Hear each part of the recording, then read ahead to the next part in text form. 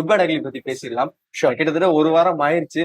இந்த மாதிரி ரெஸ்பான்ஸ் வந்துட்டு இருக்கு. கலெக்ஷன் வைஸ் இந்த மாதிரி விஷயங்கள்லாம் வந்து ஆமா, ஃபர்ஸ்ட் ஒரு 4-5 டேஸ்ல 100 crores சொல்லி ப்ரொடியூசர் சைட்ல இருந்து வந்துருந்துச்சு. ஓகே இப்போ இன்னும் கமலால் வந்து ஆல்மோஸ்ட் எல்லா ஷோவுமே ஸ்டில் ஃபுல்லா தான் போகுது ஆல்மோஸ்ட். ஓகே ஏன்னா படம் வந்து Mahavir Jayanti, Friday, Saturday, Sunday, Monday Tamil new year. So line அப்பா அந்த ஹாலிடேஸ் உங்களுக்கு இருந்துச்சு. ஓகே அதுக்கப்புறம் 2-3 நாள் படம் பார்க்காதவங்க எல்லாம் பார்க்கும்போது வீக் டேஸும் ஃபுல் ஆச்சு. ஓகே திருப்பி குட் ஃப்ரைடே, திருப்பி வீக்கெண்டு. ஓகே ஸோ ஃபர்ஸ்ட் 11 நாள் படம் வந்து பயங்கர ஸ்ட்ராங்கா இருக்கு. ஓகே அது மட்டும் இல்லாம ரசிகர்களுக்கு ஏத்த படமா இருக்கு.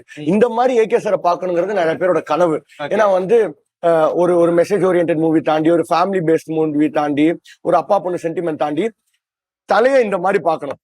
அந்த மாதிரி என்னதான் சார் வந்து தலைன்னு கூப்பிடக்கூடாதுன்னு சொன்னாலும் ரசிகர்களுக்கு ஏகே சார் அந்த மாதிரி ஒரு வைப்ல பார்க்கணுங்கிறது வந்து ரசிகர்களோட ஆசை. அதை வந்து ஆதிக் பிரதர் பக்காவா பண்ணிருக்காங்க. ஓகே நம்ம fan boy posters, fan boy trailers பார்த்திருப்போம். படமே ஃபேன் பாய், பக்கா ஃபேன் பாய் ஆதிக் பிரதர். அதுவும் மியூசிக்ல வந்து ஜி பிரகாஷ் வந்து பிரிச்சிட்டாரு, பக்காவா இருக்கு. சோ ஓவரால் ஒரு பக்கா தியேட்ரிக்கல் எக்ஸ்பீரியன்ஸா இருக்கு. அதுவும் அந்த சீன்ல மொத்த மலேசியாவும் அவரோட தாண்டா அப்படிங்கும் போது நம்மளுக்கே அப்படியே குஸ்பம்ஸ் ஆகுது. ஒரு ஷோ அப்படியே இதுவாகுது.